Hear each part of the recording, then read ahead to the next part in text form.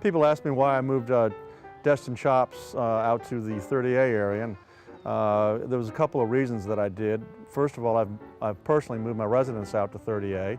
I live in the Grayton Beach area, which is a wonderful older section of the 30A area, and the opportunity presented itself to put Chops 30A in this beautiful building that we're filming in front of right now. It presented an interesting architectural design of something contemporary yet classic, and my designer and I, after she viewed the space, felt we could do a very interesting contemporary steakhouse inside the space. And my focal point was going to be a very contemporary happening bar, and we feel pretty good about what we've accomplished here. When you walk in the massive 12-foot bronze doors, you're greeted at a very unique host stand that is made out of a solid slab of marble, and you look into the bar area, and it's also heavy granite and a beautiful back bar that has various changing backdrops of illumination, changing colors.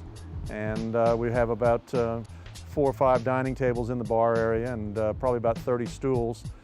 The twist of this new Chops 30A is we have a full sushi bar located in our bar, and it's been very well received out here.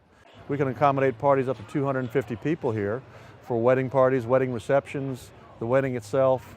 So we look forward to being a all-around restaurant facility that's available for all kind of special occasion events. Executive Chef Giovanni Fillipponi has been with me in the past at my other 2 restaurants, Destin Chops in Destin, Florida, the Marini Cafe in Destin, Florida. He's quite the chef. He brings a lot of European flair to it. He was born in France of Italian and French parents. He's quite talented when it comes to food. We're just really happy to have him back on board, and he is the center cog in the kitchen that makes that food come out the way it does. Well, I think here we just keep it simple. We don't over-season our steaks with 30,000 ingredients. We just use salt and pepper, and we have a 1800-degree char broil, so we char our steaks, and we just let them rest a little bit and take them a little bit of time. What people cook at home is they go straight from a grill cooking to a plate, and you should let your steak at least relax for a couple minutes. That way it becomes more tender and relaxes, and the juices flow back to the whole steak instead of just staying in the center. Because when you're cooking a steak, what happens is the juices run from the outside to the center. It tightens up. So if you let it rest a little bit, it's much better for the food, for the steak actually. We also have sushi available every day, 7 days a week, and people love our sushi here. They come here just for the sushi sometimes also, which kind of hurts my feelings. So after we opened up in spring of 2008, and we felt pretty comfortable with the outcome of the bar area and the dining room area, the looks and how everything had come out, we had one area remaining that we hadn't gotten to yet, and we didn't attack it till the spring of 2009. That's our outside sidewalk area, which faces 30A. We've now put out 6 large tables on the outside, covered with very massive umbrellas, and in the process of obtaining some beautiful flower planters that'll be put out front. So we're going more for a European cafe effect in the front of the restaurant, which once again is very unique for a prime steakhouse. We're twisting the concept of a classic prime steakhouse in many different directions, but it seemed to work well with 30A, and we are a eclectic area, so we feel that the changes we're making are all going to be beneficial to our restaurant going forward.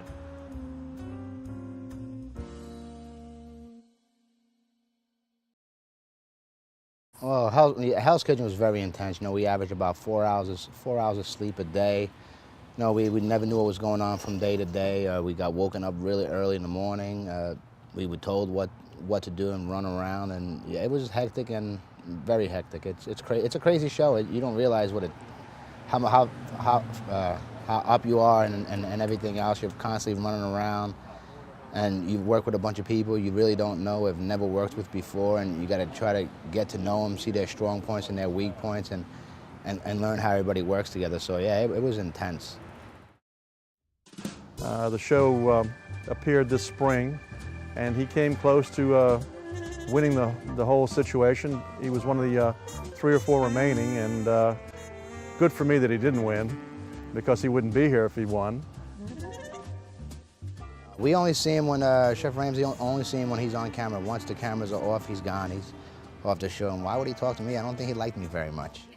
I did stand up to him. So I don't think we're friends. No, I don't know why. I just asked him not to call me a name.